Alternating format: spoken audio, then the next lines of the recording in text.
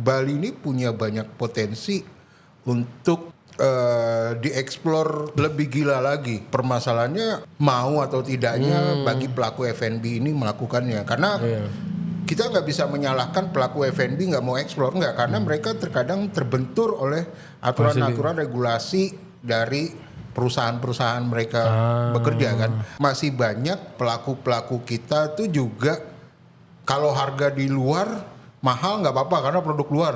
Dan harga lokal mahal, lu protes nih. Protes. Kan biasa di pinggiran jalan murah. Ketika tahu coklat Bali harganya 1 juta, masa coklat 1 juta lokal, lo protes. Tapi grand coklat itu dari luar 1 juta, terima aja. Karena produk luar. Let's say buat yang lain yang pengen nyoba jadi wira nih. Startnya tuh dari daerah mana dulu deh? Dari asal lo orang Bali ya, lo jaga Bali lo. Lo orang Surabaya ya lu jaga. Surabaya lu berangkat dari apapun itu, gue selalu ngomong berangkatlah dari meja makan rumah lu sendiri.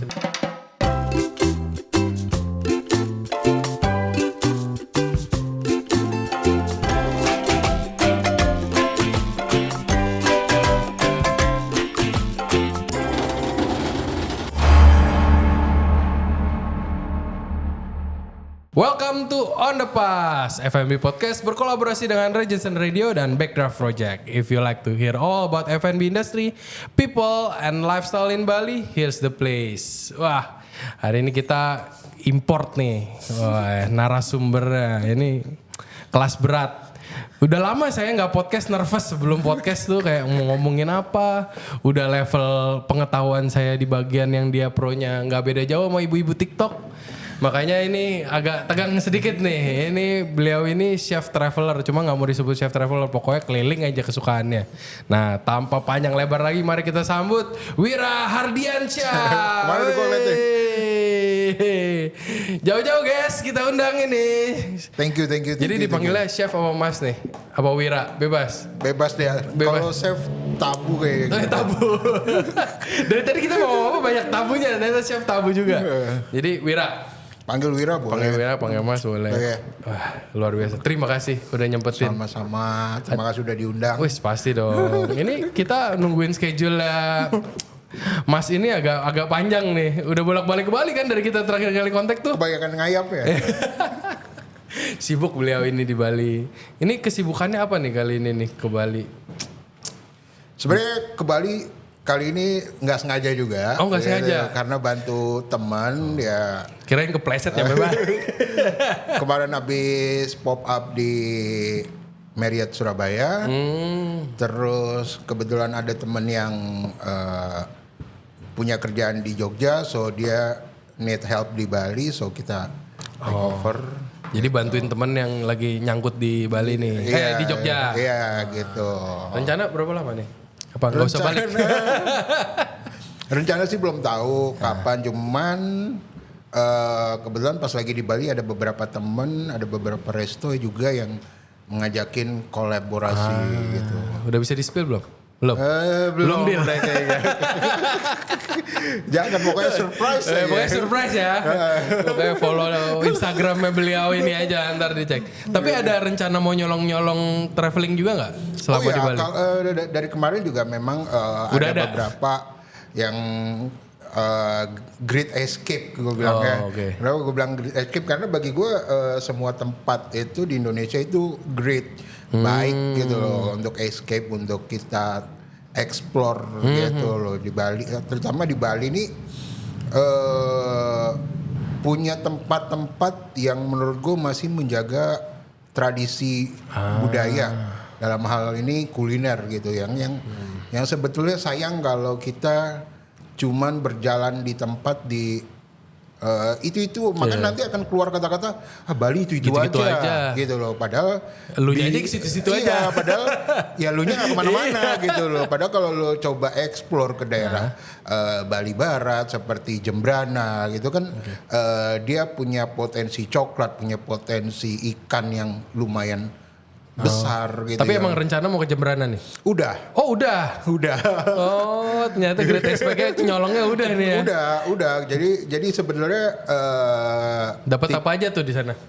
ya Jembrana salah satu gue bilang kota coklat terbaik juga ya yang ada di Bali ya gitu. Selain itu mereka punya bedet ikan atau dendeng ikan yang menurut gue itu yang harus digali potensinya bahwa Bali itu punya warisan kuliner ikan atau dendeng ikan yang menurut gue sayang kalau nggak dieksplor gitu loh. Jadi nggak hanya kekayaan dari segi sate lilit, ayam betutu dan kuliner itu aja. Ya, bahwa kalau turis-turis kan ngertinya babi lagi sama Jimbaran. Betul, karena kalau dilihat memang aksesnya yang sedikit jauh ya. Gitu Susah sih enggak, jauh. Susah sih enggak, cuman aksesnya gitu loh. Karena titiknya baik lagi semua ketika udah ngumpul di Ngurah Rai, udah ke Jembrana ke Bali Barat tuh terlalu takes time gini-gini. Orang-orang juga pasti nanya ngapain lo ke sana? Iya, gitu loh. Nah, sebetulnya itulah yang harus digali oleh pelaku-pelaku F&B yang ada di Bali gitu loh. Buat mengarahkan Buat bisa mengarahkan paling tidak lo bisa membantu petani sana atau nelayan sana atau UMKM sana yang di pelosok-pelosok nggak hanya di Jembrana, begitu juga yang di Buleleng itu paling tidak lu membantu memperkenalkan gitu loh. Padahal mereka juga kan kerajaannya banyak tuh, biasanya kan makanannya beda-beda, dikelilinginnya sama pantai, yang beken babinya. Iya, bahkan dulu di Buleleng itu dalam catatan sejarahnya itu Buleleng itu punya komoditas cengkeh terbaik kedua setelah Maluku. Di Buleleng tuh. Bahkan Ini zaman kapan nih? Bahwa beritanya itu dari abad ke-13 tuh cengkeh Buleleng tuh ya karena Bali itu dulu tempat transit ya, transit ya. Berarti ini bekennya tuh internationally lah. Iya, orang sampai beritanya itu ada di zaman dinasti, gue lupa ya nama dinastinya ya. Itu beritanya ke sana bahwa cengkeh yang dari Buleleng tuh dicari gitu loh. Padahal dulu orang Buleleng tuh nanam cengkeh karena udah biar lo nggak ke Maluku, lo kesini jauh-jauh aja. ditanamlah cengkeh ini dan bisa tumbuh di situ. Gitu, dan ternyata tumbuh baik. Jadi semuanya Bali itu termasuk salah satu tempat transit dunia. Akhirnya semua jadi terekspos bahwa cengkeh dari Buleleng itu salah satu cengkeh terbaik gitu. Seberapa kompleks sih Wir di Bali tuh setelah keliling sejauh ini ke Bali apa? Ini kan orang-orang turis kan ngertinya itu aja kan. Agak lucu nggak setelah dikelilingin? Banyak banget gak yang mesti? Ya sebenarnya banyak. Bali ini punya banyak potensi untuk dieksplor lebih gila lagi. Gitu permasalahannya mau atau tidaknya bagi pelaku F&B ini melakukannya karena. Kita nggak bisa menyalahkan pelaku F&B nggak mau eksplor, nggak, karena mereka terkadang terbentur oleh aturan-aturan regulasi dari perusahaan-perusahaan mereka bekerja kan. Ada aturan yang nggak boleh terlalu ekstrim, ada aturan yang memang boleh. Gitu. Indian kan bisnis, pada maunya kan, aman. Iya, Indian kan bisnis gitu loh. Yang sayangnya masih banyak pelaku-pelaku kita tuh juga. Kalau harga di luar mahal nggak apa-apa karena produk luar. Grand harga lokal mahal, lu protes nih. Protes, kan biasa di pinggiran jalan murah. Lu ketika tahu coklat Bali harganya 1 juta, masa coklat 1 juta lokal, lu protes. Tapi grand coklat itu dari luar 1 juta, lu terima aja karena produk luar. Ya itu produk kapitalis lah ya. Iya, itu kan banyak juga yang kita yang kemakan brand. Yang kita makan brand ya atau coklatnya. Nah, itu tadi gitu loh. Dulu di Jembrana itu pada zaman Portugis ya gue bilang ya, Portugis dan Belanda itu Jembrana itu salah satu penghasil lemuru atau ikan sarden terbaik. Itu yang jadi dendeng tuh. Iya, ikan lemuru, ikan sarden terbaik yang ada di Nusantara. Gak ada yang tahu Gitu tuh. loh. Orang Belanda tuh ngambil ikan sarden tuh ya antara Banyuwangi dan Jembrana, antara Banyuwangi dan Bali. Oh. Selat itu gitu loh, dan itu bisa dibilang potensinya bagi orang Belanda ya sangat memuaskan. Ikan lemuru atau ikan sardennya dibawa ke Batavia atau Jakarta, ya kan, ditambahin tomat supaya ini yang kita kenal dengan sarden cheese gitu loh. Makanan zaman dulu gitu loh, untuk mengawetannya gitu. Itu aja sebenarnya di luar negeri nggak ada kan, itu kayak kita nggak sih? Ada gitu loh. Terus orang Portugis nambahin garam, jadi bikin seperti dendeng untuk perjalanan mereka dari Bali ke Eropa. Oh, dijadiin bekal. Iya, dijadiin bekal. Emang gaya dendengnya kayak gimana? Ya, Gua padahal aja sih- belum nyoba. belum nyoba gua. Mirip sih sama seperti dendeng manis ya, dendeng manis, pada dasarnya biasa aja garam, gula sama ketumbar gitu, terus dijemur gitu. Oh, gayanya tetap gaya dendeng Iya, kayak normal dendeng lah. biasa gitu loh. Cuman punya potensi yang sangat besar gitu loh. Yang tapi di Indonesia ini punya permasalahan dalam sustainability. Kalau lagi bagus ada, kalau lagi nggak ada. Gitu loh. Kalau lagi bagus ya bagus semua. Kalau lagi apes ya Nggak ada. nggak ada gitu loh. Makanya mereka itu punya kebiasaan, lahirnya dendengnya Jembrana ini juga karena dulu kalau ikan yang bagus dijual nih ke Eropa nih, ke Belanda, ke orang-orang Belanda, ke orang-orang Portugis, tapi Yang jeleknya sama mereka dibikin dendeng nih Ya, buat supaya- makanan rakyat. Iya, gitu, buat makanan rakyat Iya, dan iya. buat kalau nanti pada saat nggak musim. Jadi gue masih bisa jualan dendeng nih, masih bisa jualan ikan ketika ikan sarden nggak musim. gue paling sedih tuh pas tahu ternyata teh yang kita minum di Indonesia itu rata-rata sampahannya doang. Yang bagus-bagusnya udah kirim di luar semua. Iya. Gue baru tau teh ternyata warnanya oranye. Di sini kan kita taunya coklat ya. Itu kayak gila sih. Berarti itu udah berlaku, udah berjalan dari zaman dahulu kala ya. Yang Iya. bagus mah buat nyari duit. Iya. Makanya yang kaya mah tetap kaya. Iya. Yang rakyat tetap rakyat. Gitu. Jadi sebenarnya gue nggak bisa menyalahkan, kita nggak bisa menyalahkan beberapa pihak, Iya. enggak. Karena memang udah siklus gue selalu bilang itu siklus of life-nya ya. Iya. Jadi ketika kebutuhan pasar meningkat, Ada mereka opportunity. iya kan nggak ada kan gitu loh. Ketika mereka panen, bingung mau kemana. Gitu loh, bingung mau kemana. Berarti mau dulu kemana. awal-awal barang-barang bagus kita juga yang nyadar ini bagus tuh orang luar dulu ya. Iya. Yang orang-orang kita mah udah biasa aja ya. Udah Gini biasa kan di aja, sini ya. nggak ada nilainya gitu loh. Biasa aja mereka dengan kehidupan. Ada satu pulau di Sulawesi, Buton, Pulau Buton. Pulau Buton itu penghasil kemiri terbaik di Dunia. Nusantara. Oh, Gue di bilangnya di Indonesia ya. Penghasil kemiri, tapi makanannya mereka nggak ada yang pakai menggunakan kemiri.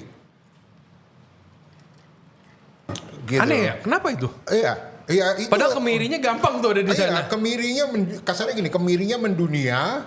Tapi Rakyat- makanannya mereka Kok nggak aneh ada yang banget? pakai kemiri. Banyak di Indonesia. Oh, banyak yang kayak gitu. Di Indonesia tuh banyak kayak gitu loh, yang bahkan budayanya mereka nggak menggunakan, tapi mereka mengeksplor itu, mereka berjualan Nah ini itu. mumpung ada Wira, gue juga ada pertanyaan yang aneh juga. Kayak makanan Indonesia rata-rata kenceng bawang putihnya. Heeh. Bawang putih kan nggak tumbuhnya nggak bagus di sini. Kenapa itu bisa semua culture mostly ya ada bawang putihnya gitu, padahal Sebenarnya apapun makanan, ketika lo sudah terupgrade, lo males untuk downgrade. Gue sering ngomong ini. Oh, udah di tau yang enak. Udah sering ngomong. Jadi ketika mungkin lo dulu belum ada budaya bawang merah, bawang putih, cabai dan ini yang otomatis kayak lengkoas, kayak salam. Ketika lo datang dari hasil pertukaran perdagangan zaman dulu lo datang bawang merah. Oke ya pakai bawang merah. Sustain lu. Masak lu udah pakai bawang merah, ini datang budaya Cina bawa bawang putih. Ternyata oke ya. Gitu ya. Terus datang lagi rempah lainnya. Tambahin rempah ini enak juga. Nah, ketika udah di titik nyaman, enak. Udah nggak mau balik lagi. Lo kan udah nggak mau lagi, malas untuk downgrade. Mau lo bilang ini produk luar, ternyata enak-enak aja. Gitu loh. Lo mau bilang ini cabai produk luar, lo mau bilang ini garlic produk luar. Tapi kan enak. Gitu. Ya apapun kalau udah nyaman, enak. Udah nggak mau balik lagi. Udah nggak mau balik lagi kan? Padahal kalau ditarik ke belakang mah nggak ada itu culture-nya semua. Gitu loh. Sama ketika lo bilang, yang namanya sambal enakan diulek. Iya. Karena budaya lo sambal diulek. Kemarin kan gue lihat yang lo sama Magda, ternyata cabenya beda. Gitu. Kalau lo mau bilang sambal enak, gue sekarang kalau dari zaman dulu, zaman sebelum ada bahan-bahan itu blender udah ada, apapun kita nggak akan ngomong yang namanya ulek, numbuk itu nggak ada, blender aja. Karena pada dasarnya itu kan sifat manusia. Lo udah ketemu untung Dinamo agak telat tuh kebikinnya tuh. Kalau nggak semua di blender. Kalau nggak semua di blender, hasil apapun di blender sambal. Jadi ketika lo bilang sambal itu enak diulek, ya memang karena dari dulu emang dibikinnya buat diulek. Emang enaknya diulek gitu loh. Kalau zaman dulu udah ada blender, nah itu lain cerita tuh. Tapi rata-rata kalau gue ngerasa bawang merahnya Indo tuh enak banget. Makanya menurut gue agak susah makanan Indo dibikin di negara lain. Karena paling signifikan yang menurut gue gak enak tuh shallot di luar negeri. Agak tawar lah dibandingin shallot kita. Karena lu udah biasa dengan budaya bawang merah Nusantara. Lo gak bisa compare dengan bawang merah India. Karena kalau lo compare, lo akan berantem. Lo akan bilang bawang merah Indonesia tuh lebih baik. Karena lo udah biasa hidup dari lo kecil dengan bawang merah. Jadi ada biasnya kita juga. Iya, lo udah terbiasa dengan itu.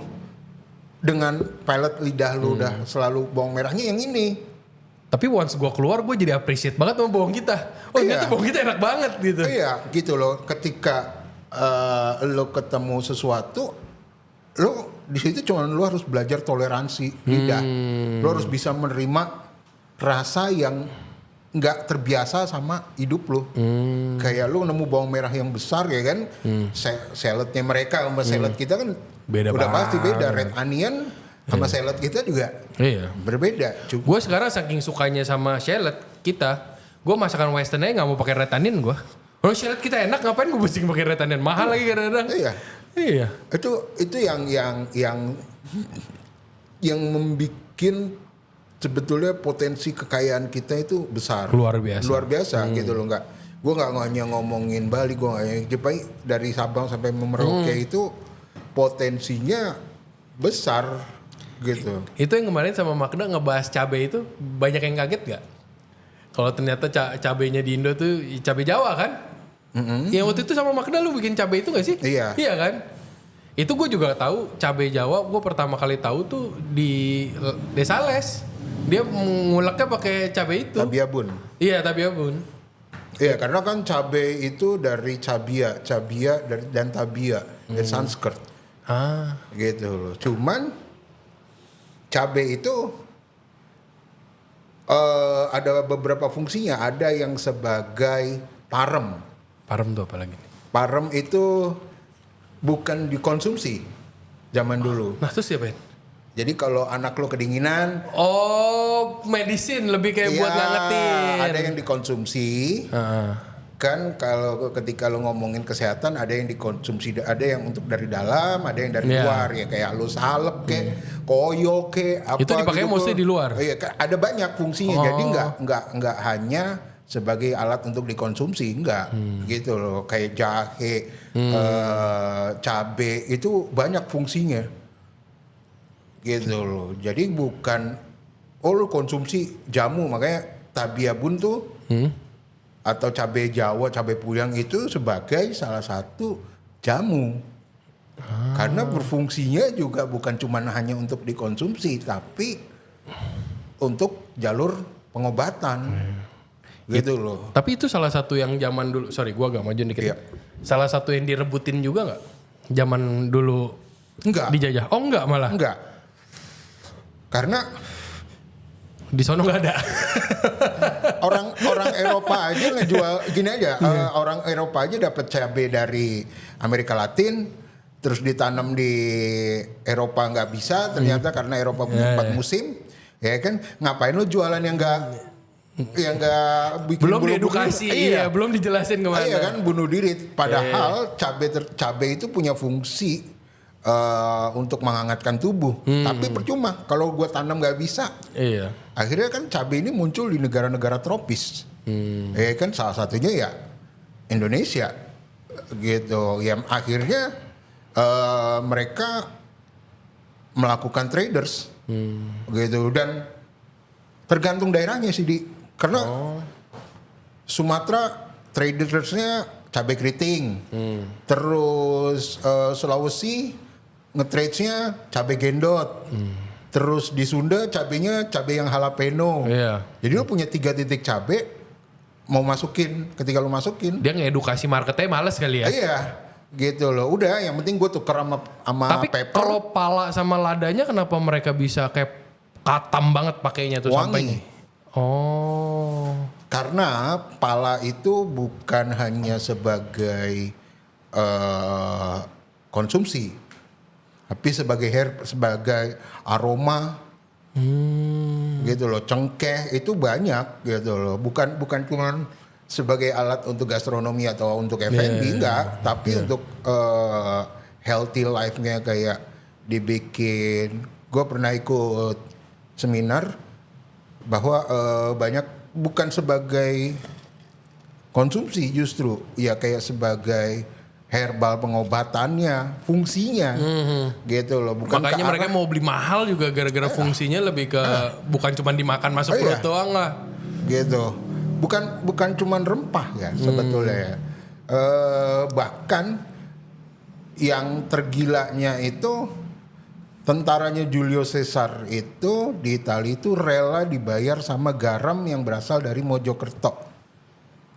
Kenapa? Dari spesifiknya sih dari Mojokerto. Garam ya. Jadi kalau lo berpikir cuma rempah, Ternyata nggak cuma rempah. Indonesia itu pernah mengasinkan dunia. Wes. Nggak bohong gua. Emang laut-laut mereka nggak bisa pada bikin garam? Mereka mungkin punya laut tapi mereka tidak punya teknologinya. Culture-nya buat Culture-nya ngebikin nggak punya. Karena kalau kita ngomongin garam ini kan kita ngomongin mineral, kita ngomongin airnya mungkin berbeda ya. Iya. Kita punya penyulingan di beberapa sungai. Itu yang sudah dilakukan oleh Majapahit. Jadi pada zaman Majapahit tuh di Mojokerto tuh sudah mengekspor Itu jadi garam. bahannya dia buat nyari Iya, duit nih salah satu iya. garamnya. Kalau Emang bedanya apa garamnya? Garamnya Majapahit emang bedanya apa? Iya kan, gue bisa bilang setiap garam tuh punya Ciri khas. ciri khas ya. Gue nggak bisa ini, dan tingkat umaminya dari sebuah garam itu kan ada yang cuman asin doang, ada yang punya flavor umaminya gitu ya. Mungkin itu ya. Ya kalau lo baca benar-benar ceritanya Julius Caesar sampai tentaranya rela dibayar garam, Segitu enaknya ya. Berarti ya. ya gitu loh. Jadi bukan cuman rempah loh. Itu kayak zaman dulu gue awal-awal kerja abis bantuin chef dikasih foie gras pulang tuh gue senengnya gitu. Rela gue bantu pulang. Lo perang taruhannya nyawa cuma dibayar garam. Iya ini lebih parah lagi. Iya kan? Gitu. Gila. Tapi emang gue baru nyadar orang-orang kan sampai sekarang tuh masih banyak banget yang rela beli tuh full decel kan, semahal itu. Padahal garam di sini jauh lebih gurih. Gua tuh Gak usah pakai yang ditambahin micin ya maksudnya. Beberapa tahun lalu gue diundang sama Chef Ragil di Jakarta untuk acaranya, dia gue lupa apa ya, yang di Taman Ismail Marzuki itu sama Mbak Mei tentang petualangannya dia kan di Nusantara. Itu aja garam yang smoke aja yang usianya 15 tahun aja hampir lakunya hampir 10 antara 10 sampai 15 juta ya. Ada vintage salt juga. Iya. Oh itu gue baru pertama ya, dengar. lelang ya. Vintage so. Heeh. Gitu loh. Itu smoke dan itu bukan garam laut ya, itu garam apa dia bilangnya garam yang muncul dari goa. Gitu loh. Dan itu ya 15 jutaan. Yang pasti nggak cuma buat masak kan garam-garam gitu Ya kan. sekarang kalau sebagian pelaku F&B kan akan berpikiran anjir garam doang 15 juta. Gitu udah. Kalau nggak tahu apa isinya nggak do research mah. Iya, gitu loh ketika lo nyoba, itulah tadi yang gue bilang jangan underestimate terhadap harganya, gue bilang gitu loh. Lu cari tahu dulu. Cari tahu dulu gitu loh. Ketika itu tadi yang lo makan brand. Dan lo akan berpikiran Kapitalisme. iya, yang lo makan brand gitu loh. Bahwa lo akan berpikiran masa harga garam doang 15 juta gitu loh. Tapi pada intinya ya bisnis kan lo bilang tadi, lo dapat profit atau enggak dari itu. Ya lo nggak, menurut gua nggak bisa berjalan berdampingan ketika lo pingin idealis memajukan UMKM barengan mau nyari duit. Susah. Gitu loh, susah. Gitu loh. Makanya gitu. kan ada beda, ada BUMN, ada UMKM ya. Iya, gitu. Akhirnya nanti akan berpikiran ya kayak gitu. Kok lokal mahal sih gitu. Nah, itu yang terjadi adalah pemikiran-pemikiran seperti itu. Ketika nyampur ujung-ujungnya dua-duanya nggak dapet. Untung nggak dapet, maju juga enggak. Nah ini mumpung kita lagi kan di Tanah Bali nih podcastnya nih. Ini kan tadi kan Wira udah ngomong Indonesia kan semua great. Gue penasaran aja menurut Wira uniknya dari Bali itu apa yang beda dari mungkin kota-kota lain yang Wira udah samperin gitu loh. Biar makin banyak yang penasaran nih ke Bali. Gue melihat potensi industri. Gue sih nggak memperdalam restoran-restoran yang ada di Bali ya. Gue juga nggak nanya soal restoran. Iya. Menurut gue Katam lo ya yang biasa kelilingnya culture-nya lah. Gue yang membuat Bali itu berbeda itu satu, masih banyak upacara-upacaranya. Karena salah satu media pewarisan makanan Indonesia itu salah satunya lewat upacara. Jadi upacara itu sebagai sarana pewarisan kuliner, penjaga tradisi, salah satunya kuliner. Jadi kan banyak kuliner Indonesia yang memang wajib pada saat upacara apa gitu harus makanannya ini. Nah itu yang menurut gua masih banyak yang bisa diulik nih gitu loh, yang masih bisa kita explore ke arah situ tanpa nggak usah terlalu mendalam melihat sisi spiritualnya, tapi yang kita tuju adalah jaga culture dan jaga kulinernya ini yang masih bisa kita explore gitu loh. Itu sih menurut gua Bali ini sebagai salah satu tempat yang masih banyak pewarisan yang belum dikulik juga, cukup dikulik. Ya karena banyak pemangku adat juga nggak sembarangan ngasih ngasih wejangan atau ngasih ini apa. Kalau memang kita nggak ada passionnya di situ gitu loh. Itu sih. Dia juga ngelihat effort sih, seberapa lu cuma mau FOMO doang, apa lu beneran pengen tahu. Betul. Dan menurut gue alhamdulillah banyak teman-teman gue yang chef tuh mengeksplor kuliner Indonesia dengan caranya sendiri. Dan buat gue itu standing applause. Keren. Ya mereka menjaga budaya Indonesia dengan caranya gitu loh. Kayak ada beberapa chef yang pop up tentang Indonesian food, mau mereka bikin fusion kayak mau bikin apa gitu. Paling nggak dia promote Indonesian lah. Paling nggak itu yang harus lo hargai gitu loh. Jangan di underestimate, anjir rendang apaan kayak gini. Jangan. Itu cara mereka melakukan menjaga budaya style mereka. Paling nggak ini ada awareness nih. Gitu. Gue gak usah itu yang kayak ada beberapa bakery pastry yang pakai local source, local ingredients itu juga termasuk cara mereka menjaga meskipun makanannya bukan makanan Indo. Banyak di Indonesia yang base-nya on local source, tapi bukan makanan Indo. Bukan makanan Indo, Western. Buat gue Udah bagus tuh. Udah bagus. Iya. Gitu. Jadi nggak terlalu, bukan masalah nggak terlalu nasionalis. Lu nggak bisa mencap orang harus semuanya kayak gitu, enggak. Lu mestinya bersyukur lah orang-orang chef-chef orang F&B udah mulai nyarinya yang ada di sini. Iya. Kagak nyari-nyari yang ada di luar Iya, kan. gitu. Itu yang lo harus appreciate. Iya. Gitu lo.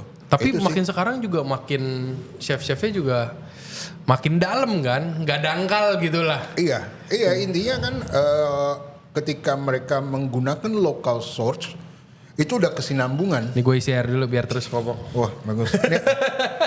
Ini air putih ya. Air putih guys, bukan arak, aman. Ini air putih. Jadi kalau gue bagus, lu selama lu masih menggunakan, ada beberapa pastry bakery yang menggunakan local source, petaninya akan tetap menanam ini. Jadi karena ada demand. ada demand. Iya. Hilangnya sebuah kuliner itu ya salah satunya karena lokal source-nya nggak ada, ingredients-nya nggak ada. Benar Dan dong? demand-nya juga nggak ada kan, yang nyari di lokal juga nggak ada. Akhirnya tanahnya, anjir barang gua nggak laku, tanah gua nggak laku, ya udah tanahnya gua jual. Iya. Akhirnya, Nge-grab. ya kan, akhirnya makanannya hilang, Iya. gitu loh. Dan ini yang harus diwaspadai, bahwa ketika tanahnya hilang, lo kalau cari bahan-bahan apa aja untuk lo survive. Iya. Entah itu dari luar kah, entah itu Ini ngebahas ini, gue tuh pernah debat sama Ray sekali. Uh-uh. Gara-gara Ray kan Noma banget kan. Gue inget banget dia ngejelasin, oh, di sana tuh ada kesepakatan nih orang-orang F&B bersumpah buat pakai barang lokal 100%. Tadi kan kita sempat ngobrol kan, Indonesia bisa lu lihat dari 3 sudut pandang, dari sisi tradingnya, dari sisi petaninya, agrarisnya, dari sisi pesisirnya kan. Ini kan kompleks kan. Sedangkan maksud gue waktu itu berdebat tuh gini, Re, kayaknya ya kalau kita mau maju, yang diajak sumpahnya nggak bisa yang masak doang, petaninya juga, karena kita kan negara yang bercocok tanam gitu. Dan mostly yang kita banggain tuh rata-rata program yang nggak cuman tumbuh di gunung. Dan kita kan 2 musim ya, gunungnya isinya itu-itu aja biarpun banyak ya. Kalau lu ngelihatnya gimana nih buat kayak dari sekarang kan orang-orang lokal udah makin maju nih, ngelihat produk lokal. ya kalau gue ngelihatnya kalau masyarakat kita semua sudah tergerak untuk menggunakan produk lokal, ini petaninya harus siap juga. Iya. Gitu loh. Makanya mesti dijak ngobrol juga kan petaninya. Gitu. Kan? Petaninya, nelayannya juga harus siap. Iya. Kita harus ada pelatihan atau bagaimana kalau lagi nggak panen nih. Iya. Mereka survive-nya gimana? Itu yang harus difikirkan. Jadi ketika mereka belum panen bawangnya, belum panen padinya. Ada kan sebutannya tuh yang mesti puterannya yang Ada siklusnya, ada gitu loh. Makanya di Papua itu masih ada tanah larangan. Tanah larangan. Tanah larangan tuh kalau bulan ini sampai bulan ini lo nggak boleh masuk kebun ini. Oh. Lo nggak boleh berburu ikan di sini. Oh, nanti buat jaga ekosistemnya. Iya, gitu loh. Buat jaga, selain menjaga alam ya lo menjaga ekosistem. Makanya ada sebutan tanah larangan. Lo cuman boleh masuk kebun ini antara bulan ini sampai bulan ini. Lo cuman boleh mancing daerah sini bulan ini sampai bulan ini. Itu untuk menjaga ekosistem. Nah, balik lagi ke petani. Lah, ketika mereka nggak panen, nah itu yang harus kita pemerintah tuh pikirkan. Gitu. Lu pada aja yang ngantor nyari multi income kan? Masa petani lu nggak pikirin kan? Iya. Gitu loh. Dan yang kedua penyebabnya adalah kalau ngomongin petani dan nelayan, ini nggak ada continuity-nya. Permasalahannya kan banyak gerakan-gerakan petani muda lah, petani ini. Kan ketika lo bekerja sebagai petani, lo kadang ada orang tua yang berpikir gue pengen anak gue lebih baik dari gue. Masa gue nyocok tanam, anak gue nyocok tanam lagi. Alhasil itu tanah nggak terurus. Ketika orang tuanya nggak ada, itu tanah terbengkalai, udah lo sama abang lo atau adek lo jual aja. Jual. Gitu. Si petani anaknya udah jadi dokter, udah kerja di kota, tanahnya terbengkalai, gitu kan? Udah, daripada diurusin sama orang lain, so alhasil tanahnya. yang Padahal kekuatannya kita di Indonesia tuh tanahnya itu yang bagus ya. Iya, cuman kan salah satu faktornya itu ialah pewarisannya. Ketika tanah itu mau berkelanjutan apa enggak? Tradisinya nggak dijaga. Mau menjadi petani lagi apa enggak lo? Kalau enggak, daripada sawahnya terbengkalai, lo jual. Lo mau Jadi perumahan terus lu komplain. Iya. Ya kan, terus lo komplain, beras naik, semua bahan komoditas naik. Kan cuman itu doang. Itu salah satu yang gue percaya sih, kayaknya core F&B di Indonesia tuh selain pengerja F&B-nya, itu nelayan, Iya. peternak sama yang di kebun sama yang nani. Ya itu tadi faktornya, salah satu faktor dari insight-nya dari dalamnya, keberlanjutan petaninya. Ada nggak yang mau melanjutin usaha orang tua lo sebagai bercocok tanam? Kalau nggak ada, ya udah tanah tersebut maka akan dijual. Kayak dilupain ya job itu ya. Kesannya gitu. kayak nggak keren lagi. Betul, gitu loh. Sekarang kalau lo kayak ke Jimbaran, gue bukannya rasis. Petani nelayannya, soal itu saya banyak kan dari luar Bali. Nih ada orang kedonganan di sini. Iya kan bisa dibilang kan nelayan-nelayannya kan mayoritas dari luar Bali, gitu kalau lo ke Kedonganan. Terus lo mau gimana lagi? Gitu lo, Bali nggak ada nelayannya ya nelayannya udah, gitu. Dan itu nggak bisa kita salahkan. Ini Jo gitu. Kita ajak ke pantai malam mau pingsan dia panasan. Gitu. Jadi kalau ditanya dari sudut F&B-nya, sebenarnya harus ada kesinambungan.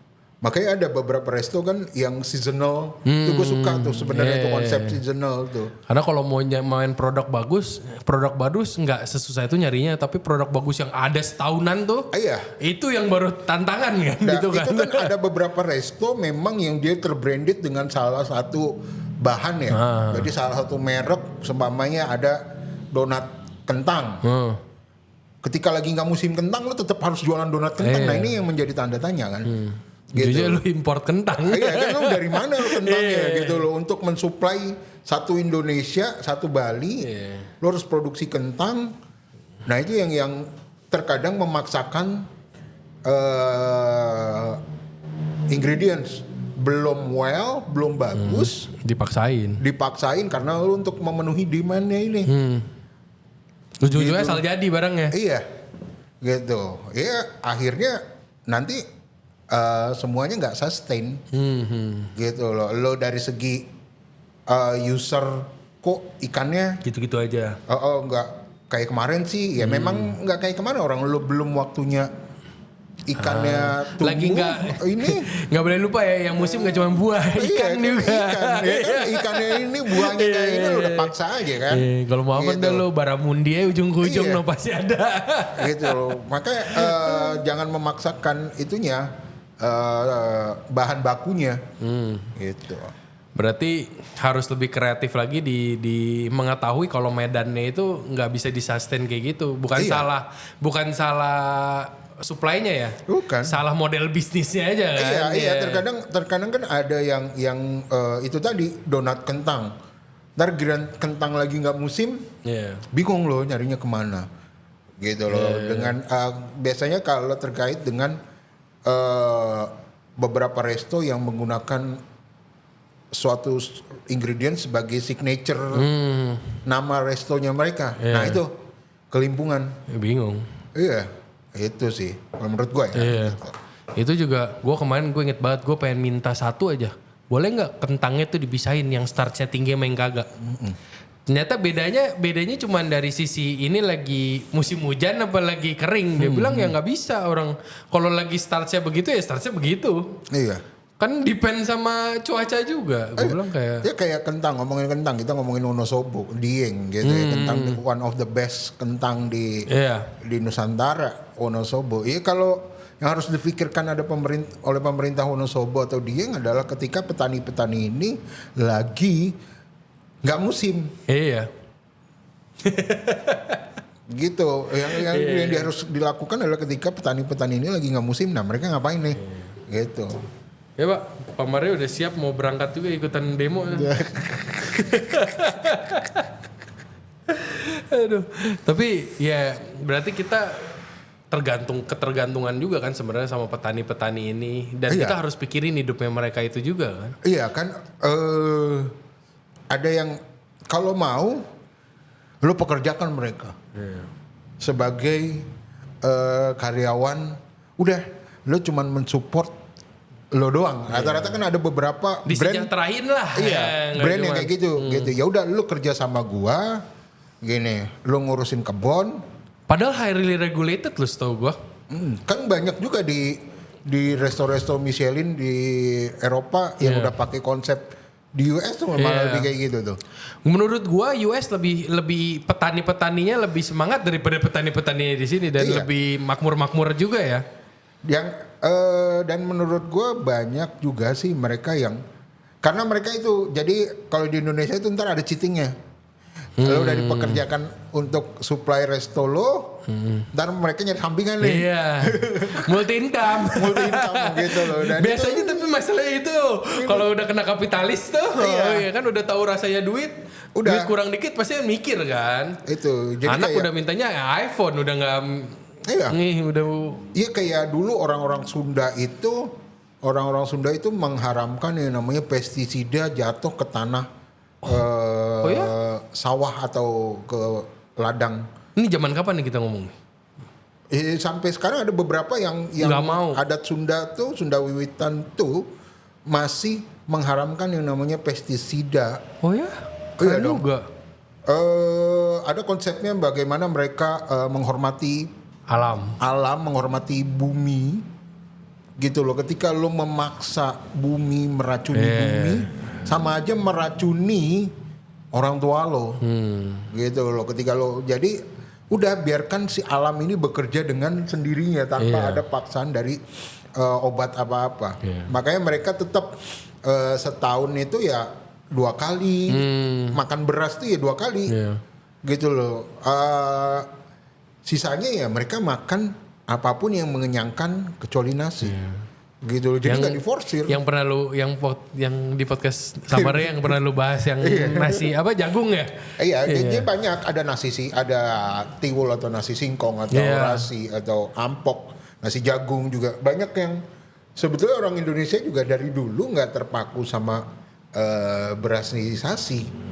Gitu loh, apa aja yang penting kan kenyang ya. Tapi mereka nyarinya yang enak. Iya kan,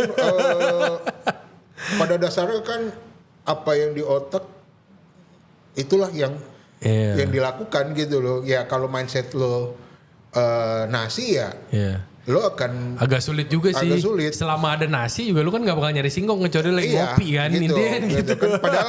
Padahal kan bisa dipikirkan kalau lo udah kenyang, lo ngemil donat 3, ya kan?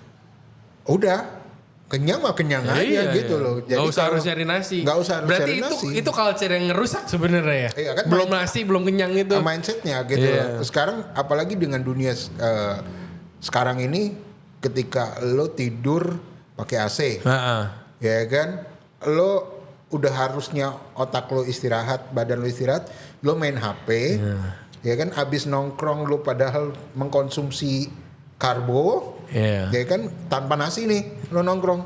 Tapi karena lo mau tidur sibuk apa-apa malam jadi udah kebayang tenaga. Ya kan lambung tadinya udah penuh lambung dingin lagi. Kosong jadi lo lapar. Aduh gue belum makan. Ini gue pernah debat nih sama kenal Rama gak? Island Organic. Rama salah satu petani lah. Gue ngomong juga lu fokus di organik emang bisa dapet yieldnya gue bilang. Cuannya dapat gak? Jangan koar-koar organik tapi ujung-ujungnya ntar nggak ada untungnya kan kasihan kalau orang nggak gitu paham kan. Dia cuma sesimpel cuman kayak lu kalau mau organik cuman caranya cuma satu, jangan lawan kehendak Tuhan aja.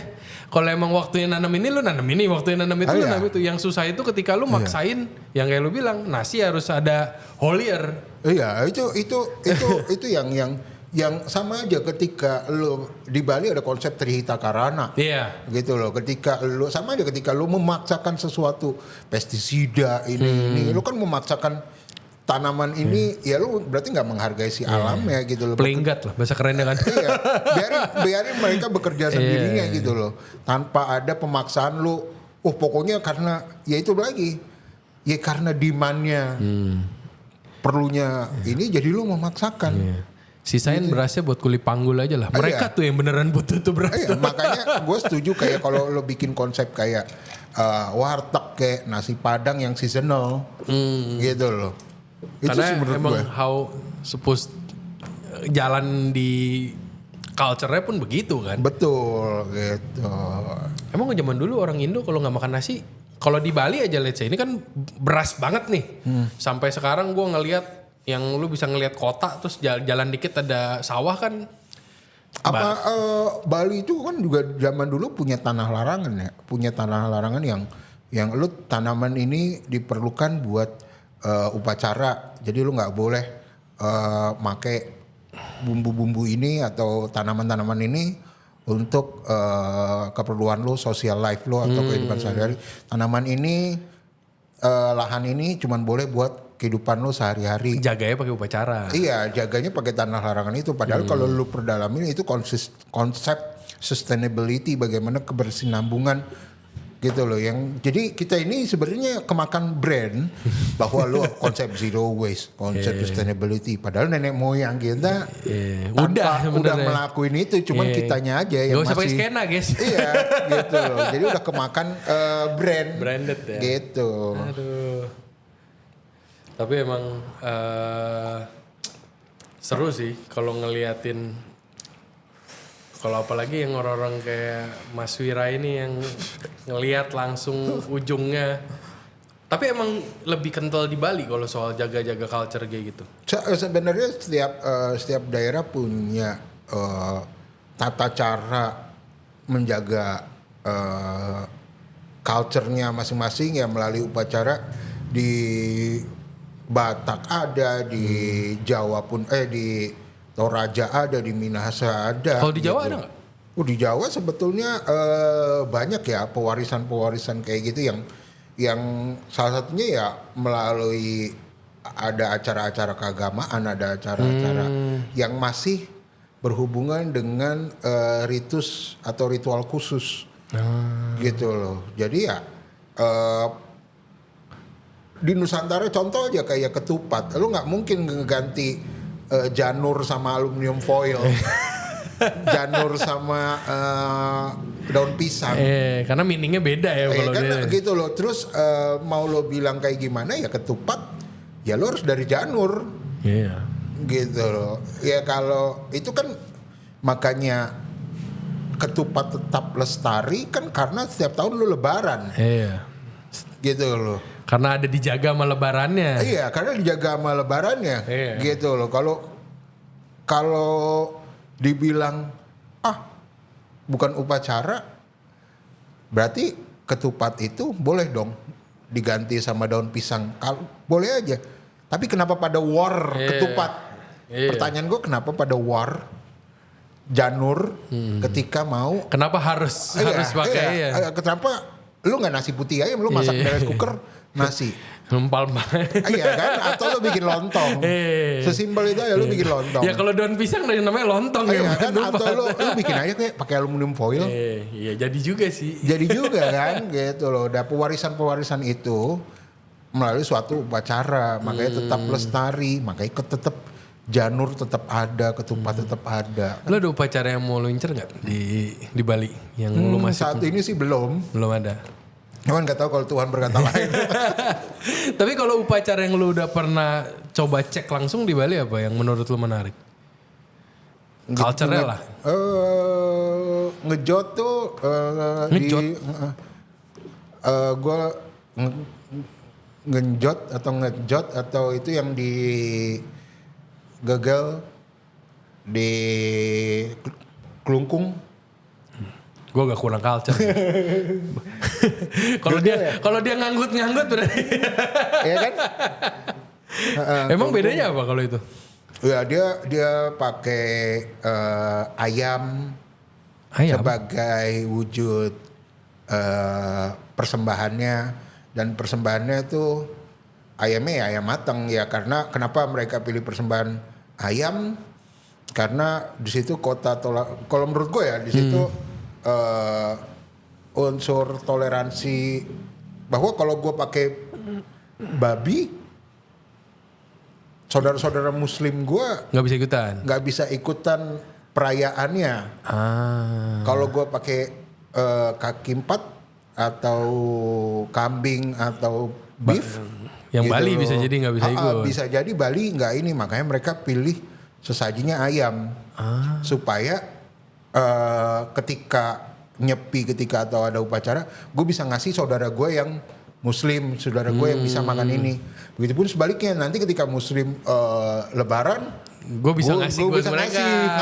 Gitu loh. Jadi sesimpel itu ya alasannya. Sesimpel itu. Kenapa sih ayam? Sesimpelnya ya karena saudara-saudara gue yang Muslim bisa makan, gitu loh. Kebersamaan banget ya itu konsepnya ya. Iya, gitu loh. Yang itu yang menurut gue bagus, gitu loh.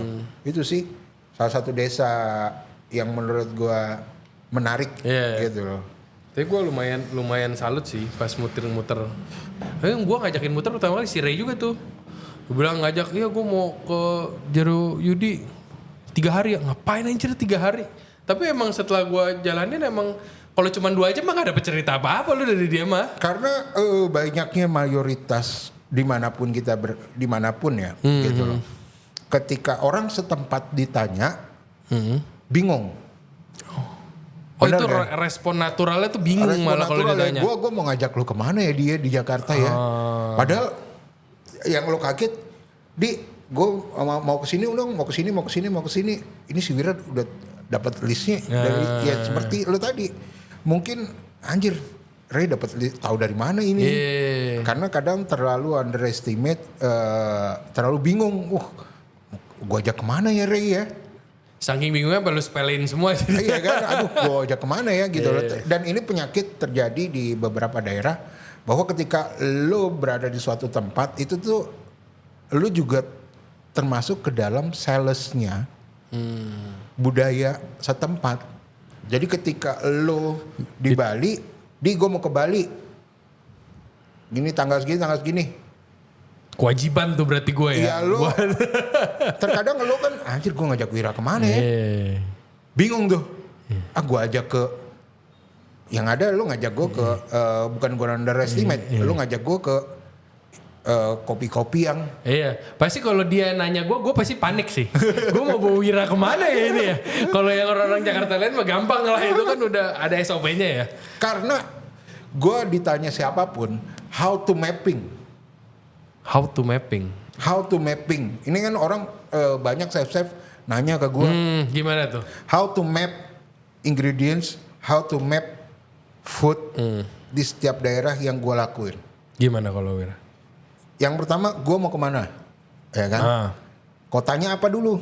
Yang kedua, gue selalu based on Google, bukan mencari 10 kuliner Bali, enggak. Yang lu cari apa? Yang gue cari 10 atau kuliner Bali yang sudah punah. Oh, keywordnya lu ganti ya, yang udah punah dulu. Gue gak pernah nyari, gue buka ya. Gue caranya itu setiap gue ke setiap kota, gue ke Makassar, gue ke Toraja, gue ke Aceh, gue kemana, itu gue cari kuliner Aceh yang hampir punah, kuliner Batak yang hampir punah, kuliner Bali yang langka. Bukan kuliner Bali. Berarti itu kan beda tuh. Lu udah gak expect tuh. Berarti lu udah saking biasanya nyarinya ke sana, yang biasa aja lu udah gak terlalu interest lu kali ya. Iya, jadi Wir, lu kalau orang kok nanya, selalu nanya, lu dapat makanan ini dari mana? Karena keywordsnya gue nggak, keywordsnya yang beda. Ketika lu ke Bali yang lu cari, gue ke Bali harus ke Menweti, harus ke Ibu Oka. Kalau gue enggak. Yang udah tutup dari gitu loh. Ya yang paling enggak gue bisa dapet di mana nih makanan ini. Itu. Jadi keywordsnya tuh semua sesimpel everything in your phone gitu loh. Cuman keywordsnya yang gue ganti. Biasanya ada yang nongol informasinya kan itu udah dibilang udah mau punah for a reason ya. Iya. Mostly udah punah berarti kan. Nah itu keyword selanjutnya apa yang lu cari tuh? Ya kan contoh kayak kasus terakhir yang ikan dendeng jembrana. Jembrana. Gue kan berangkat dari gua mau 10 kuliner langka yang ada di Jembrana. Ya udah, gue dari Ngurah Rai, gimana caranya gue mengakses ke sana? Pokoknya lu kesana dulu. Iya, ke sana, ke sini.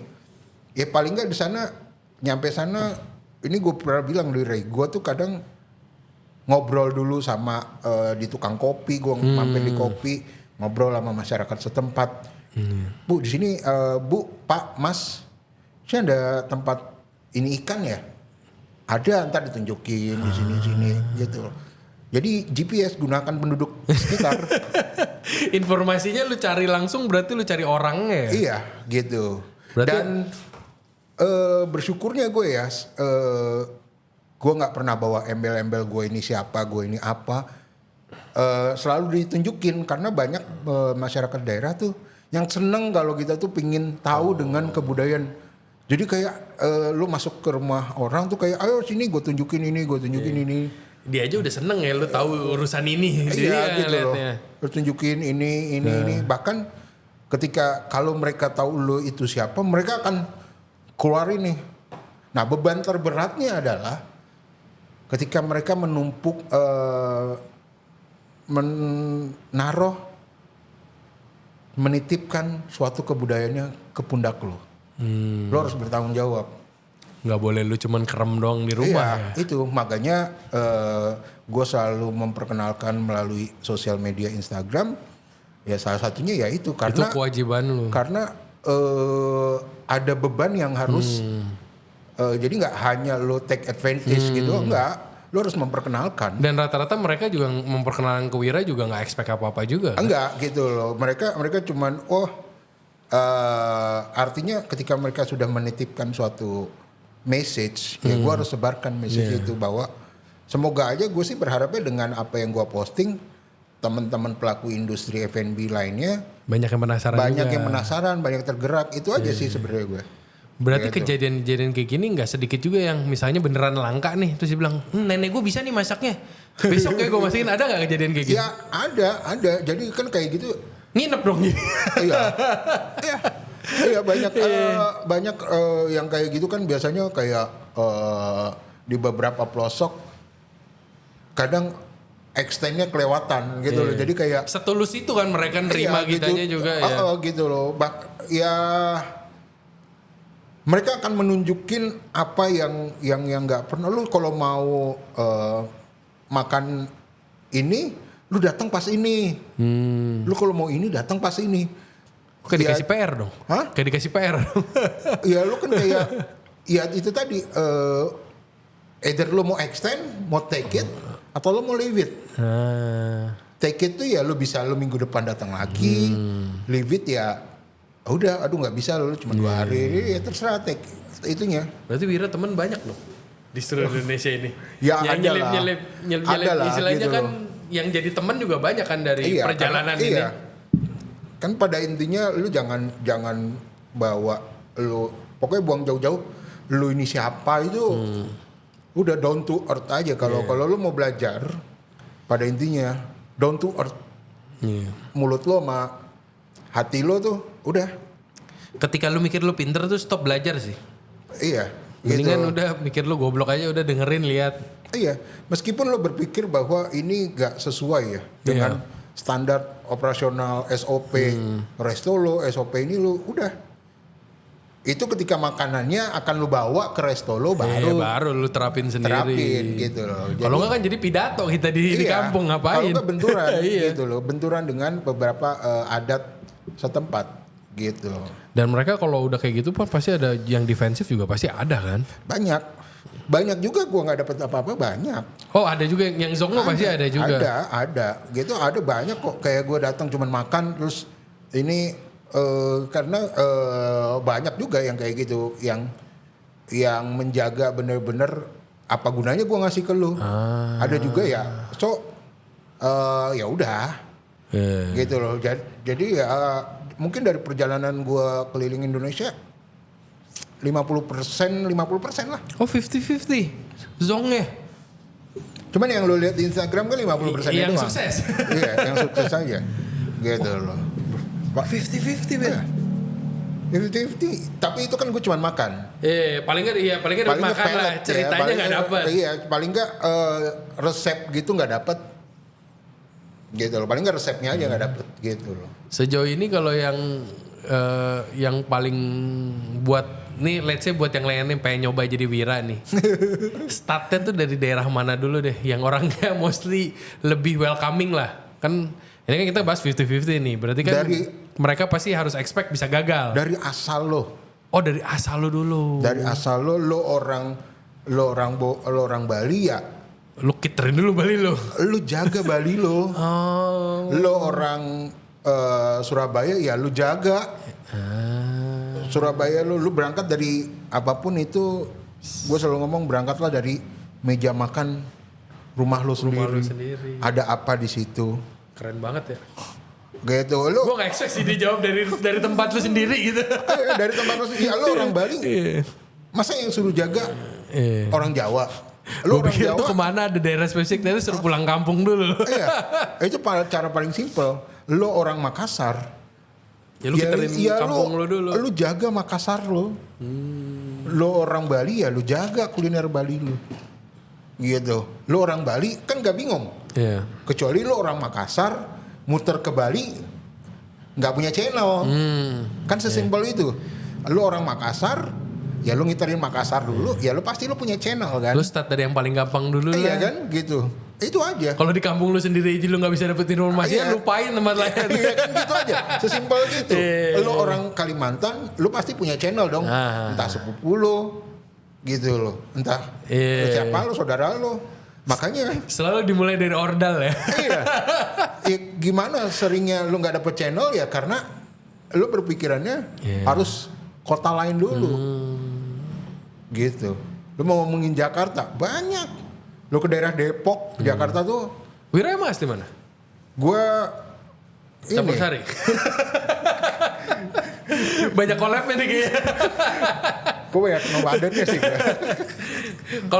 Kalau emang waktu itu juga Wira start dari culture sendiri dulu. Oh iya, dari bokap gue orang Sunda, nyokap gue orang Jawa. Dari dua itu aja gue perdalamin. Udah habis tuh. Jawa Barat sama Jawa Tengah, Jawa Timur. Iya karena itu doang gue dari beranjak dari dua budaya itu. Gue beranjak dari dua budaya itu karena nyokap bokap gue orang Jawa sama orang Sunda gitu loh. Makanya gue bisa dibilang menyelesaikan, menghafalkan, ngurusin culture lu sendiri aja nggak segampang itu kan? Iya gitu loh, gila saking luasnya gitu loh. Gitu makanya tadi gue bilang kalau lo nanya dari mana ya dari kampung lo sendiri aja, nggak usah. Dan nggak bakal segampang itu juga kan yang lo pikirin. Paling kalau lo orang kota. Terus nanya lagi kan, caranya gimana? Lo nanya caranya. Lo punya sepupu, lo punya bibi, ya kan, punya nenek yang masak. Lo apal nggak masakan nenek lo apa, masakan bibi lo, masakan tante lo? Itu aja kalau lu nyadar pasti kan beda-beda juga. Iya kan? gitu loh. Dan kalau lo sadar itu bisa lo angkat sebagai satu tema F&B lo. Berarti lu kalau jalan kemana-mana gitu nggak pernah nyari orangnya dulu ya? Jarang sih. Karena dan gue memang biasa solo traveler. Seninya di situ ya? Iya, solo traveler, solo backpackers karena me time-nya banyak nih Wira. Kalau gue harus nunggu lo, belum tentu bisa. Gue harus nunggu yang lain belum tentu. Karena gue kan nggak ada keterkaitan tentang industri atau sesuatu ini harus ditayangkan, enggak. Gitu loh. Jadi ya gue ngalir aja, kalau gue pingin travel ya gue travel, kalau enggak ya. Yang ikut tuh yang nyesel juga banyak kan pasti. Iya. Banyak sih. Iya banyak kan pasti. Itu lo tiduran di musola, di terminal, di antah berantah di Sumatera. Gue ini sebelum mulai guys, gue udah bilang sama Pak Mario, gue bilang, Pak, gue katamin dulu nih biar kita seru. Gue mau nonton podcast dia semua. Ternyata dihitung 11 episode sama Ray. Gue bilang, oh anjir udah kayak drama Korea. Gue denger ceritanya ya harus berani terjun banget berarti lu ya. Oh iya. Kan udah nyaman tuh nggak tahu nomor berapa tuh? Nggak tahu nomor berapa sih. Udah nyaman sih udah belajar dari luar. Itulah harus keluar dari zona nyaman lah gitu loh. Di situ lu malah ketemu serunya ya? Ya gitu. Ya seninya ada, seni petualangannya ada. Jadi nggak cuman bertualang, terus itu kan holiday ya dia. Bukan petualangan ya? Iya. Holiday jadi ya. Iya, dan gua kan nggak dituntut. Ada beberapa teman yang memang pergi karena untuk penelitian dituntut tanggal segini ya kan. Kalau gua kan nggak ada loss gitu ya, gua hari ini datang besok mau pulang ya terserah. Pokoknya lu sekali berangkat, pokoknya gua mau dapat informasi sebaik-baiknya. Bodoh amat ya. Iya kan gitu loh. Jadi nggak ada bordersnya, nggak ada larangannya gitu. Ada yang pergi kemana terus menegangkan nggak? Apa seru banget gitu? Kita jangan ngomongin yang berhasil udah banyak kan di Instagram Mira. Nih yang dari 50% yang lu udah effort banget tapi ternyata banyak tantangan tuh, ada nggak di daerah mana gitu? Sebenarnya setiap tempat tuh punya ekstremis petualangan yang beda-beda ya. Jadi kalau bisa nggak lu bayangin sesimpel lu ke suatu, contoh gini deh. Mungkin semua udah familiar kalau ke Karimun Jawa gitu. Gue pernah ngalamin ke Karimun Jawa itu datang jam 2 dari Jakarta, last bus paling malam nih ya ke Karimun Jawa. Itu tadi nih buat spesifik, gue juga nggak tahu Karimun Jawa itu di daerah mana, Wir? Jepara sana atasnya lagi. Oke. Gitu ya. Busnya itu jam 5:30. Gue masih ingat banget. Busnya itu 5:30 sore. Sampai Jepara itu jam 12 malam. Ya. Itu katakan jam 12:30 gue di pelabuhan. Boatnya itu baru ada jam 8. Nah, terus tidur di mana? Nah, lu kebayang gak? Kagak ada saudara. Gue tahu di daerah situ tuh hotel yang orang bilang bagus aja tuh bentuknya nggak hotel. Ya. Iya. Itu contoh kecil ya.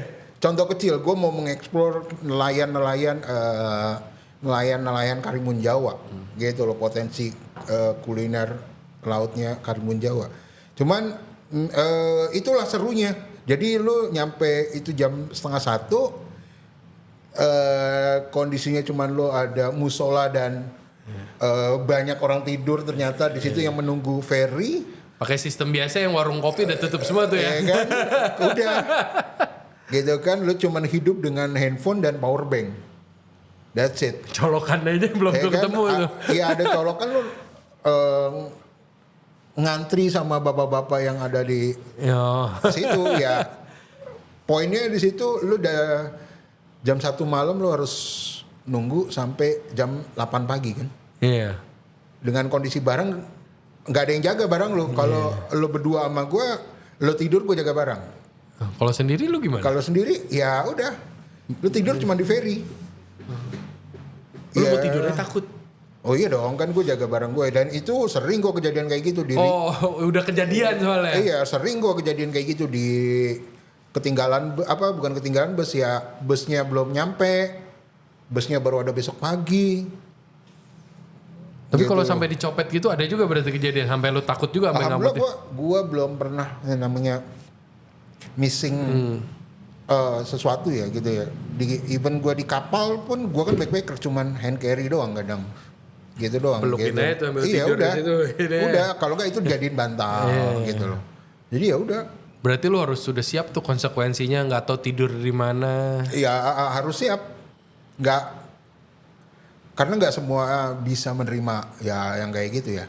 Gitu loh. Syukur-syukur teman-teman tapi masih alhamdulillah sih udah banyak sih yang mencoba untuk mengeksplor seperti itu gitu. Appreciate sih gue. Keren. teman-teman yang pada kayak gitu. Udah lu pada buka jalan lah. Oh ini model-model Wira nih. Enggak lah, ya kan. Gua pun melakukan apa yang mungkin banyak orang yang sudah pernah ngelakuin, cuman nggak terekspos, gitu loh. Banyak yang lebih keren dari gue yang mungkin nggak terekspos, gitu loh. Itu udah keren, gitu loh. Gitu. Itu sih kalau menurut gue. Itu perjuangan ya berarti ya. Ya, ya itulah cara gue. Berarti kalau sampai lu bisa dapet di satu tempat terus ada yang kayak udah Wir tidur aja di rumah saya itu udah bersyukur banget tuh berarti. Banyak sih. Iya banyak. Udah paling nggak udah sorean. Itu gitu. another 50%-nya ya. Iya, gitu udah besok aja gitu kan. Gitu. Yang gue tahu orang-orang yang emang di kita let's say ngomongnya kampung sih baiknya sama tulusnya sih luar biasa sih. Iya, itu gue bilang kalau namanya orang pingin tahu kebudayaannya, mayoritas orang Indonesia tuh humble, gitu loh. Asal kitanya juga down to earth. Iya. Jadi Rata-rata nggak mau terima duit juga kan? Gitu loh, kita jangan merasa berisi. Itu aja intinya, jangan merasa berisi. Embel-embel anak kota lu mesti dibuang jauh-jauh berarti ya? Embel-embel chefnya itu mereka tuh punya sifat kalau kita pingin tahu mereka akan ngasih lebih.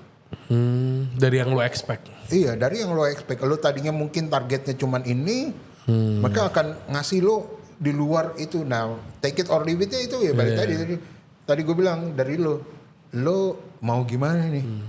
Dan memang ada beberapa yang lo boleh, lo nggak boleh. Kan pasti kan namanya orang luar pasti ada kecolongannya dong. Nah itu biasanya gimana? Buat menyikapinya biar nggak kejadian lah. Tahu-tahu kita ngelakuin something yang ternyata nggak boleh. Pasti kan beda-beda culture-nya. Oh iya, ya makanya itu tadi. Kalau sesuatu nggak boleh, berarti lu udah melakukan. Makanya gue bilang jangan merasa sok paling. Meskipun lu udah baca guide-nya di Google, lu nggak boleh yang namanya ini, lu udah nggak boleh yang namanya ini, lu udah baca nih. Lu tetap harus lu buang jauh-jauh. Pokoknya lu nggak tahu aja, lu apa-apa nanya dulu. Nggak tahu gitu aja. Apa-apa permisi gitu. dulu. Iya, apa-apa gitu. Permisi itu sama yang punya rumahnya gitu. Itu sih kalau menurut gua. Ini catatan nggak dibaca Pak. Ini ada yang mau ditanya apa nggak? Seru banget soal pembahasannya. Duh, kadang-kadang yang ngeliatin dia denger cerita itu petualangan. Waduh luar biasa. Kita mau motoran aja udah jadi cerita kapan nggak berangkat-berangkat. Ini mau ngomongin naik kapal segala macem. Waduh, luar biasa, salut sih ini sih. Ayo petualangan-petualangan yang lain ikutin. Waduh. Nah ini seru. Dan lu ngelihat sekarang ini kan tadi sempat ngebahas menurut lu udah keren banget yang banyak orang Indonesia lakuin lah buat naikin culture makanan Indonesia ini. Nah yang menurut lu masih kurang ada nggak? Yang bisa di-push lagi lah istilahnya. Mungkin nggak kurang. Mesti ini bisa di-push lagi nih buat kita majuin makanan culture Indonesianya ini. Kalau menurut gua coba lebih banyak turun ke jalan, turun ke tanah, turun daripada lu cuman ngelihat suatu konten, daripada lu cuman ngelihat suatu embel-embel dari layar handphone gitu ya. Maksud gua lu turun lah supaya lu mengerti. Karena ketika lu taunya dari gua, itu kan persepsi gua. Iya. Gitu loh. Jadi ketika lu ngeliat persepsi gua, oh menurut si Wira ini kepedesan nih, kayaknya nggak cocok buat resto kita. Padahal ketika lo kesana belum tentu, gitu loh. Makanya pemikiran-pemikiran seperti itu alangkah baiknya Lu buang jauh-jauh. lo turun langsung. Iya benar, lo buang jauh-jauh. Jangan berdasarkan kata orang, tapi lo turun langsung. Jadi pelaku-pelaku F&B pun jadi tahu gitu loh. Jadi lebih dalam bahwa makanan ini mungkin mempunyai potensi di restonya masing-masing gitu loh. Oh berarti gua rangkuminnya jangan jadiin itu cuman buat sarana nyedot informasi, tapi jadi lu buat trigger buat cari informasi lebih dalam lagi. Iya gitu loh. Dan bagus coba para pelaku F&B kayak jangan menjadikan konteksnya Nusantara, cuman mereka harus menjadi perwakilan dari kayak hotel gitu ya, terutama hotel yang menampung Yang punya fasilitas lah. fasilitas asing, Iya. coba benar-benar menjadikan sebuah hotel mereka tuh signature-nya Bali, signature-nya suatu kebudayaan. Gitu loh. Kalau lo mau bikin staycation, artinya lo membikin bawa budaya itu ada di. Iya. Berarti lu sering ngeliat juga ya yang hotel-hotel yang gede yang kayak gitu-gitu ngelihat bikin campaign, wah dangkal juga nih campaignnya gitu. Lu suka Ya, gemes juga berarti. karena menurut gua daripada lo membikin tapi jadi ekspektasinya berbeda, kenapa nggak lo suruh pelaku UMKM ini, ibu-ibu ini masak di hotel lo, urusan plating urusan lo sebagai chef, tapi lo bangkitkan nih UMKM ini, lo datengin ibu-ibu ini. Contoh, lo nggak usah collab sama beberapa chef, lo panggil ibu-ibu yang ada di Buleleng, yang ada di Jembrana, Fasilitasi lah, dibikin happy. lo suruh mereka masak. Urusan marketplace itu urusan lo. Cuman ibu lo perlunya apa? Lo fasilitasi, bener kata lo. Nah itu cita rasanya lebih terjaga. Lo coba, bu ini kurang apa, ya ibunya yang punya hak. Nah itu cita rasanya terjaga tuh. Ini kasarnya kayak kalau lu nggak mau jalan jauh-jauh kayak gue, lu bawa ibunya ke sini lah gitu. That's it. Iya kan? Itu suatu. Karena itu menurut gue, lo nggak hanya ngambil untung, Iya. tapi lo memajukan si daerah tempatnya ini. Secara nggak langsung. Betul, daripada lo repot ke daerah itu aja lo bawa ke hotel, daerah itu aja ke tempat lo suruh masak. Lo bikin tema 1 minggu Desa Bali. Ibu-ibunya semua yang masak, tugas lo plating, marketplace, ngerapihin semuanya. iya, udah itu. Dan gue yakin kalau di setiap daerah dibikin kayak gitu, potensinya terangkat semua. Iya, yang beneran suka kan pasti ngecek ke tempat ibunya itu langsung kan. Gitu. Iya, Gitu loh. Lu menjadi facilitator. Bisa Gitu. jadi menteri nih, Pak. Menteri nih mestinya. Ini sebenarnya tapi emang bener kalau dimulai sama yang punya fasilitas dulu lah. Kan kalau ngomongin government agak kejauhan nih yang punya fasilitas. Jauh banget Pak itu Pak. Jauh banget kalau kita ngomongin government kejauhan. Kayak naik bus malam pulang Jakarta dari Bali jauhnya. Aduh. Jauhan Pak. Gitu loh. Jadi keren, semua dan kitanya nggak repot. Iya. Gitu. Ibunya juga seneng kalau lu fasilitasin mah. Gitu. Dan itu nggak banyak hotel-hotel yang berani kayak gitu. Nah kalau lu sekarang ngabisin ini tayang hotel-hotel pada nanya sama lu mau kasih tau gak? Ibu-ibu yang mana? Karena Ubud Food Festival 2024 kan gue kayak gitu. Oh. Jadi sourcing ibu-ibu ya dong lu ya? Iya, Oh, ibu-ibu dari Muaro Jambi, ya desa Muaro Jambi, mereka masak. Ya, gue hanya plating.